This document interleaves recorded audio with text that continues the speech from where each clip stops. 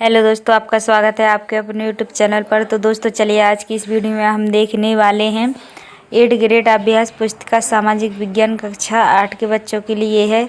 यह देखिए आपका पार्ट 6 है और देखिए वर्ष 2023-24 की जो आपके लिए गवर्नमेंट स्कूल से बुक मिली है भरने के लिए, और इसी बुक के द्वारा इसी बुक जो है इसी के आधार पर आपका जो वार्षिक पेपर है वो भी बनाया जाएगा। ठीक है, तो दोस्तों आपको काफ़ी ध्यान से लिखना है और याद भी करना है और पढ़ना है सब कुछ। ठीक है, तो चलिए आपको पूरे यूट्यूब पर ढूंढने पर भी इतने साफ सुथरे राइटिंग में कहीं पर भी आंसर नहीं मिलेंगे जितने कि मैं दे रही हूँ। ठीक है, चलिए अनुक्रमण का देखिए पार्ट 1, 2, 3, 4 और 5 हम देख चुके हैं पिछली वीडियो में, आप वहां पर जाकर देख सकते हैं। ठीक है, चलिए हम 6 देखने वाले हैं। क्या है?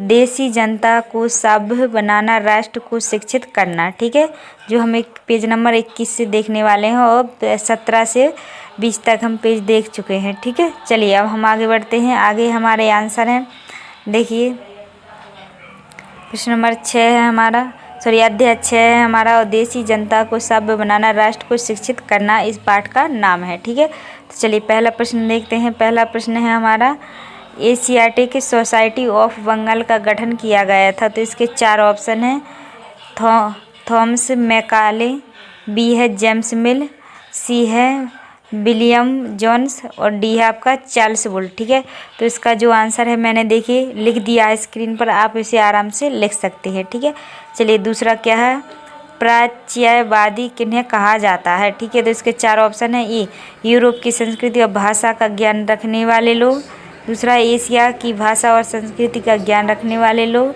सी है आपका प्राचीन भारत में इतिहासकार और डी है आपका प्राचीन साहित्यकार। ठीक है, तो इसका जो आंसर है आपका बी वाला ऑप्शन सही हो जाएगा, जो कि मैंने स्क्रीन पर लिख दिया है, आप इसे आराम से देख सकते हैं। ठीक है, और लिख सकते हैं।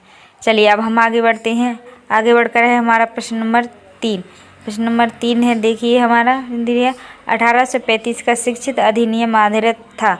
तो 4 ऑप्शन दिए, ए, बी, सी और डी। ठीक है, तो इसका जो सही आंसर है वो मैंने स्क्रीन पर लिख दिया है, इसे आप आराम से लिख सकते हैं। ठीक है, चलिए चौथा प्रश्न देखिए, सृजनात्मक शिक्षा को केवल प्राकृतिक परिवेश में ही प्रोत्साहित किया जा सकता है, उपकेंद्र विचार था। ठीक है, तो इसका जो चलिए 4 ऑप्शन दिए हैं, A Thomas Macaulay, B Aurobindo Ghosh, C Rabindranath Tagore और डी क्या है चार्ल्स वुड। ठीक है, तो इसका जो सही आंसर है मैंने वो स्क्रीन पर लिख दिया है, आप इन्हें आराम से लिख सकते हैं। ठीक है, चलिए दोस्तों अगर आपको हमारी वीडियो अच्छी लग रही है तो वीडियो को लाइक एवं शेयर कीजिए, और अगर चैनल पर नए हैं तो जल्दी से चैनल के लिए सब्सक्राइब कर लीजिए। ठीक है, या देखिए पेज नंबर 21 से शुरू हो चुके हैं। चलिए अब हम आगे बढ़ते हैं। ये रहा हमारा प्रश्न नंबर 5।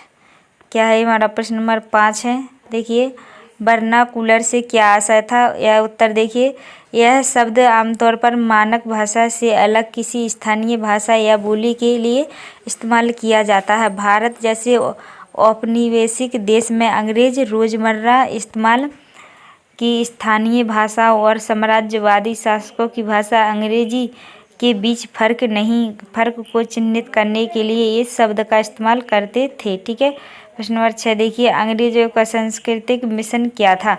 तो उत्तर देखिए, अंग्रेजों का सांस्कृतिक मिशन था कि उन्हें देसी समाज को सभ्य बनाना है और उनके रीति रिवाजों और मूल मान्यताओं को बदलना है। ठीक है, ये प्रश्न नंबर 6 कंप्लीट हो जाएगा। प्रश्न नंबर 7 देखिए, शिक्षा के संबंध में अरविंदो घोष की क्या विचार थे। ठीक है, तो इसका उत्तर देखिए, चलिए इसका उत्तर है, शिक्षा के संबंध में अरविंदो घोष के विचार थे कि शिक्षा को मातृभाषा में होना चाहिए ताकि यह अधिक से अधिक लोगों तक पहुंच सके। ठीक है, यह देखिए प्रश्न नंबर 5, 6 और 7 हमारा कंप्लीट हो चुका है। ठीक है, चलिए अब हम प्रश्न नंबर 8 देखते हैं। ये रहा हमारा प्रश्न नंबर 8 है हमारा, अंग्रेजी भाषा लिखने की ज़रूरत पर मैकाले ने जोर क्यों दिया। तो देखिए उत्तर देखिए, अंग्रेजी भाषा सिखाने की ज़रूरत पर मैकाले ने इसलिए जोर दिया क्योंकि उनका मानना था कि अंग्रेजी के ज्ञान से भारतीयों को दुनिया की श्रेष्ठतम साहित्यिक कृतियों को पढ़ने का मौका मिलेगा। अंग्रेजी पढ़ाना लोगों को सभ्य बनाने, उनकी रुचियों, मूल्यों और संस्कृति को बदलने का रास्ता हो सकता है। ठीक है, चलिए अब प्रश्न नंबर 9 देखिए। प्रश्न नंबर 9 है, जेम्स मिल की राय में देसी जनता का दिल किस प्रकार जीता जा सकता था। ठीक है, उत्तर देखिए। जेम्स मिल की राय में देसी जनता का दिल जीतने के लिए हिंदुओं और मुसलमानों को वही पढ़ाया जाना चाहिए जिससे वे पहले ही परिचित हैं और जिससे वे ये आदर और महत्व देते हैं। ठीक है, जिससे वे आदर और महत्व देते हैं। चलिए प्रश्न नंबर 8 और 9 के आंसर हैं जो आप आराम से लिख लीजिए, वीडियो को रोककर, काफ़ी साफ लिखे हुए हैं। चलिए आगे बढ़ते हैं। ये हमारा प्रश्न नंबर 10 है। हमारा प्रश्न नंबर 10 देखिए, इसका प्रश्न है, चार्ल्स बोर्ड के वुड्स डिस्पैच नीति पत्र में क्या संदेश लिखा था। तो इसका ये उत्तर है।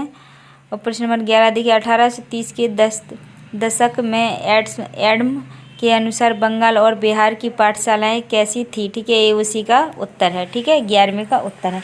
तो इन्हें आप लिख सकते हैं, आराम से वीडियो को रुक कर लिख लीजिए। ठीक है, चलिए अब हम बढ़ते हैं प्रश्न नंबर 12 की ओर। ये रहा हमारा प्रश्न नंबर 12 देखिए। प्रश्न नंबर 12 है, 1854 के बाद कंपनी ने देसी शिक्षा व्यवस्था में सुधार हेतु क्या कदम उठाए। तो ये इसका उत्तर है। और प्रश्न नंबर 13 है, महात्मा गांधी औपनिवेशिक शिक्षा के पक्ष में क्यों नहीं थे। तो ये उसी का उत्तर है। ठीक है, उत्तर देखिए, क्या महात्मा गांधी औपनिवेशिक शिक्षा के पक्ष में नहीं थे। उनका कहना था कि औपनिवेशिक शिक्षा ने भारतीयों के मस्तिष्क में हीनता का बोध पैदा कर दिया है। औपनिवेशिक शिक्षा के संपर्क में आकर भारतीय पश्चिमी सभ्यता को श्रेष्ठ स्तर मानने लगे हैं। अपनी संस्कृति के प्रति उनका गौरव भाव नष्ट हो गया है।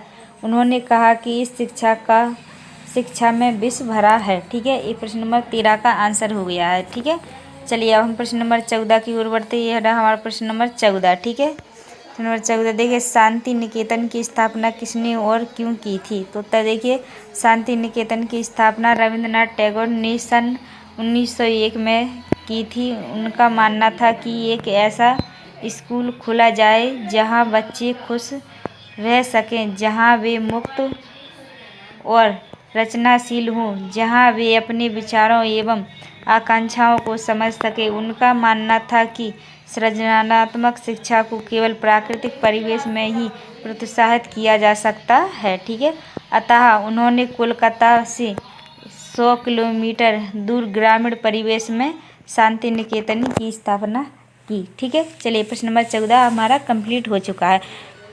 तो दोस्तों ये आपका आखिरी और 14वां प्रश्न था। ठीक है, तो इसी के साथ वीडियो को होता है एंड। और आपको हमारी अगर वीडियो अच्छी लगी है तो वीडियो को लाइक और शेयर कीजिए, और अगर चैनल पर नए हैं तो जल्दी से चैनल के लिए सब्सक्राइब कर लीजिए। ठीक है, चलिए दोस्तों मिलते हैं अगली वीडियो में, जब तक के लिए जय हिंद जय भारत।